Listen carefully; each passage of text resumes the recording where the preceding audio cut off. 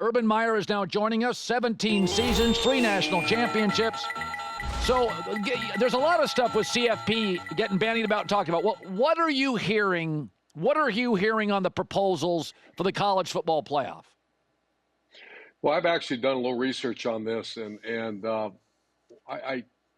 friend of mine called me and said, "Hey, I want to talk to you about this." And so I said, "Okay." And it's a 4-4-2-2-1-1 format. Yep. I know it's out there a little bit, but I did a little diving into it, and of all the ones I've heard, it makes sense. It's a 14 playoff.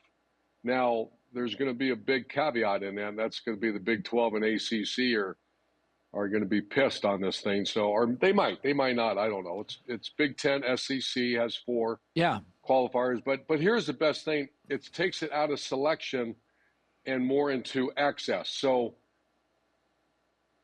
the selection committee is going to be wrong.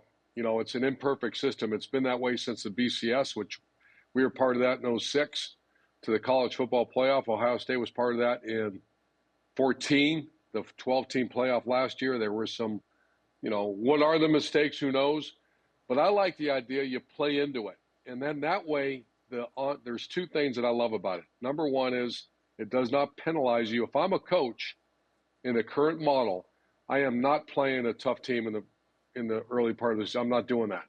That's going to hurt my team. You get judged on the playoff, and that's it.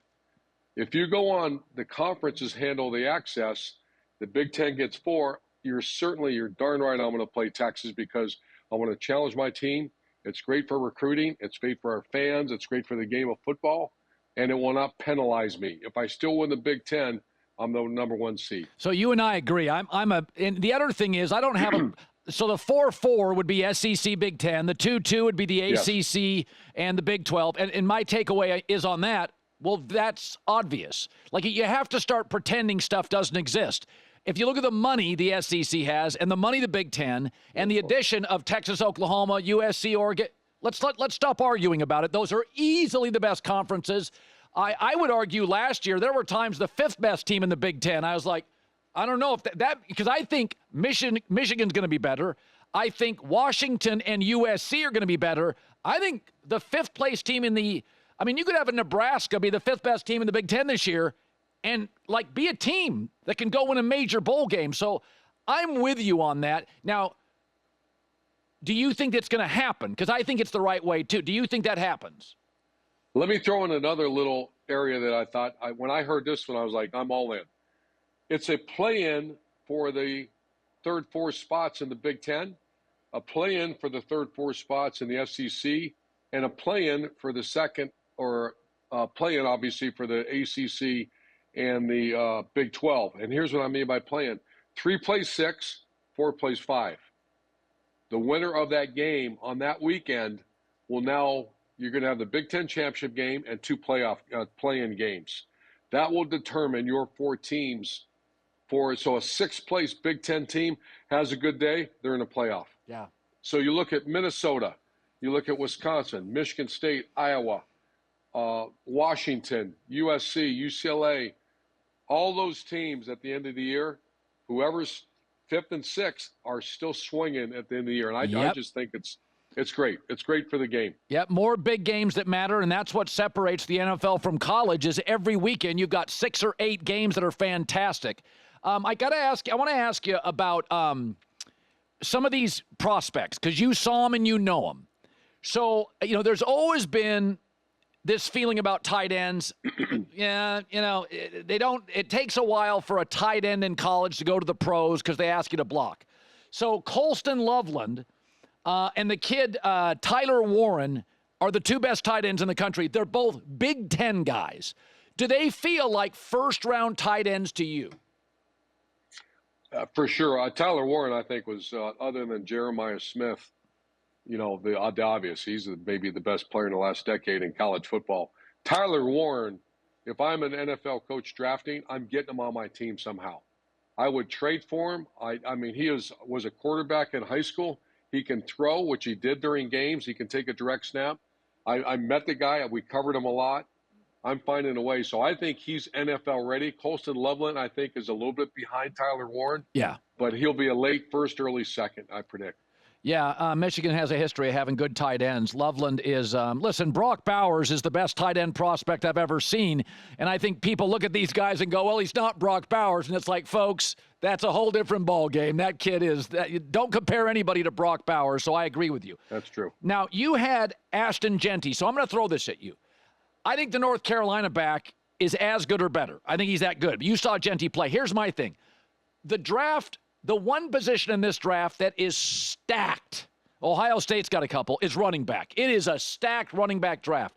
So my take is, when you watch Ashton Genty, is he good enough to take in the first round knowing I can get 80% of that in the second, third, and fourth? Or do you think he is a transformational player? Again, just talking to some guys involved in the NFL draft. So Saquon Barkley, the running back, is officially back in the NFL. Yeah.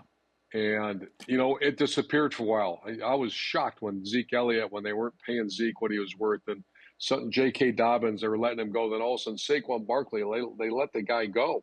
And now all of a sudden he's carrying his, has a big Super Bowl ring, and he carried that team. So I think absolutely Ashton Genty. I don't think he's an early pick. When I say early, I don't think he's a top 15 pick, but I certainly think he's back half of the first round. And once again, a year ago or 2 years ago, no. Someone would have said, I'm going to wait for the second and third round. I think the run game will be coming back to the NFL with investment and running backs. And I think, the NFL and college, they're both cyclical. And what happens is, how did the Eagles win the Super Bowl? How did they put it all over the Chiefs? Because they ran the ball, they stopped the run, they obviously played great defense. But when you can control the line of scrimmage and run the football, I mean, that's the way we won championships. That's how you win. Let me ask you about, so I'm going to tell you, I think this is the most underrated player in the draft. He's going to go in the second round, and I think we're talking about Cam and Shedeur Sanders, and I'm like, just keep your eye on Kyle McCord. He can spin it. Wow. I think he's, now again, I don't think he's a first-round talent. He was at Ohio State. He was very good. He went to Syracuse. His numbers are insane. Am I reaching here? I tell you, I watch a lot of this stuff, YouTube clips. I'm like, there's a second, third round pick every year at quarterback, every other year. What do you make of him? Well, I know Kyle McCord well, obviously covering him. I know the guys that coached him very well. They love the guy. Very disappointed when he left. I think another year under his belt at Ohio State, it might not have been Syracuse-type numbers because they had to share the wealth a little bit. But I certainly think he's in it. Man, you said first round, Colin? No, I said second round. Okay. I could see second, maybe third. Yeah. But I can see a guy playing in the NFL for 8-9 years. Absolutely. Okay. Yeah. It is a weak quarterback draft, and the NFL is quarterback desperate. So somebody may reach mid-second round, but I think there's talent there. Now, I like Shedeur Sanders. I love Cam's talent and traits. I like Shedeur, and the reason I like him is he had no run game and a lousy O-line, so he has had to initiate offense his whole life. And I think, as you know, in the NFL, when you go to a top 7 or 8 team, that's your reality. Bad O-line, you got to make plays. What would concern you about Shedeur Sanders? Again, I did a little research because our Big Noon our Triple Option podcast is going to the draft, and I called a GM friend of mine. And he slipped a little bit here. Yeah. And the reason he's slipping is they're looking at the competition that he played. I don't know if I necessarily agree with that, because what I saw a guy that's athletic enough to get out of trouble, a live arm, stays alive, competes his butt off, and he's always on the run because his offensive line struggled. Certainly last year. And this year they're a little bit better, the offensive line in Colorado, but not much. So, but I understand throughout the NFL, there's a concern about if he can make the throw in the tight windows, because in the Big 12 conference, he didn't have to do that very much. Yeah. And you look at his big plays, a lot of them were on the run, and that's not necessarily what they're looking for in the NFL. They want a guy that drop back and make that tight window throw. There's some question marks if he can do that. Travion Henderson, running back at Ohio State. The other kid is Quinshawn Judkins. So Ohio State's always got talent at skill positions. These are two very, very good running backs. If I was drafting the 2 Ohio State running backs, what do you like? What would worry you? What do you make of them? I don't know enough about Quinshawn. He was a backup this year. Yeah. I know he came and he was supposed to split time, but Travion was the back. And yes. Travion, from the last 2 years of football, was night and day. Because up until the end of last year and then this year, I was worried about him. I was worried about if he's we used to call him a one-hit back, where he gets hit and he goes down. That's not the case anymore. He developed into a guy that can break tackles. He's always had elite speed, but if you really studied him 2 years ago, he got whatever the offensive line gave him. Yeah. That's no longer the case. He rips through tackles now. He's a much improved. I don't know if it's strength training. I don't know if it's confidence. But he developed into a back that can make people miss and rip through tackles. He was not that 2 years ago. Well, that tells me he's a worker. So I like that. That tells me he put in the time in the gym. I'm all for that, right?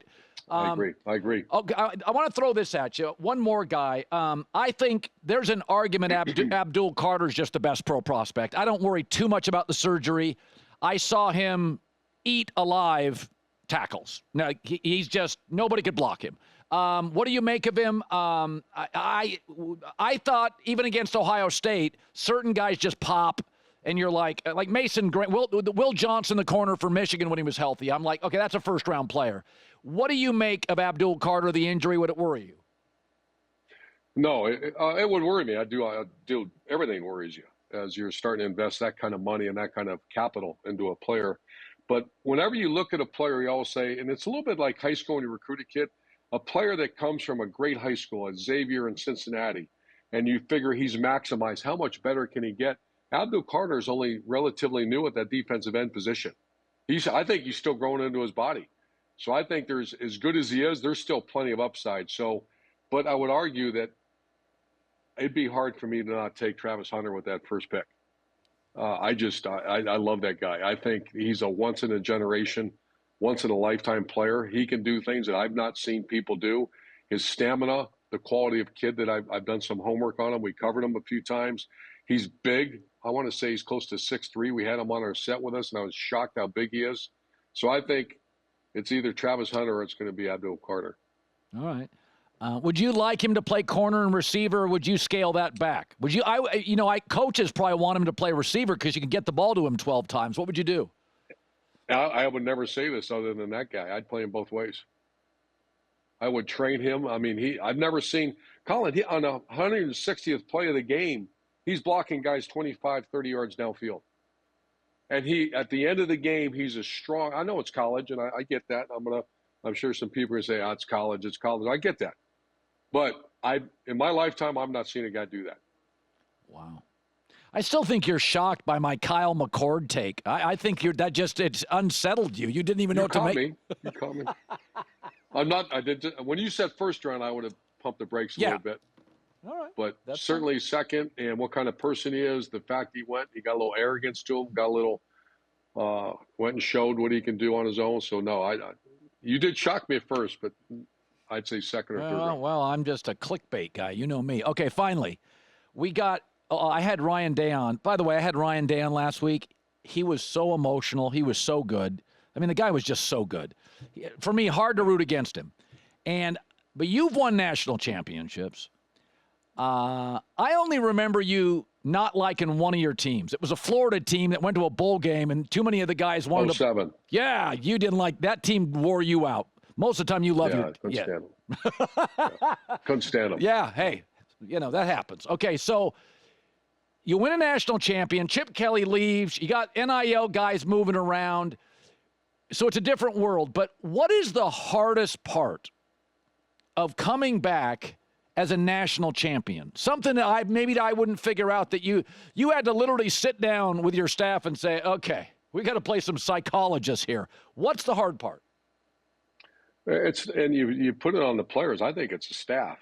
I think the staff, and then that leads to your players. Everybody changes. In 2016, the Chicago Cubs won the World Series. Joe Madden is a dear friend of mine. I went up to visit him in spring of 2017. I'm sitting in his office. He is absolutely miserable. And I believe they were in first place still. And he said, this team, they're hard to coach. They're hard to be around. I'm really struggling with this team. And he says he did some homework in the NHL, NFL, Major League Baseball, NBA, college football, college basketball, how hard it is. The percentage to repeat is extremely low. I don't know the number. I want to say it's single digits. My 09 team was better than the 08 national champion Florida Gators. My 15 team, when I say better, more talented. My 15 team at Ohio State was more talented than the 14 Ohio State team. Wow. But we didn't win it. Why? Because it's different. It's just different. There's always issues. It just seems like when you're climbing the mountain, it takes energy and passion. When you're on top of the mountain, you're just taking arrows. So energy and passion versus taking arrows. By the way, what golf tournament, what cushy golf tournament are you in today, by the way? You got another one today? I'm not. I'm doing Colin Cowherd on our podcast, and golf tournament starts up again tomorrow, though. It's quite a life you've carved out for yourself. I've got a little jealous, to be honest with you. You could invite me to one of those things occasionally. I wouldn't. You know, Colin, if you work really hard someday. No, I'm just kidding. They're great. Always great to be with you, man. Always great to see you. Urban Meyer. Thanks, Coach. Thanks. Yeah, so I agree with Urban. Big 12 can get upset in the ACC. You've earned your lot. 4-4-2-2-1-1. I'm good with that. SEC, Big 10 have separated. I mean, they were better before they added Washington, Oregon, SC, UCLA. They were better before they added Texas, Oklahoma. So, let's not make arguments. Well, the ACC, what about it? I mean, Clemson can't figure out the transfer portal. I watched that SMU. I watched that game. How'd that look? Not great.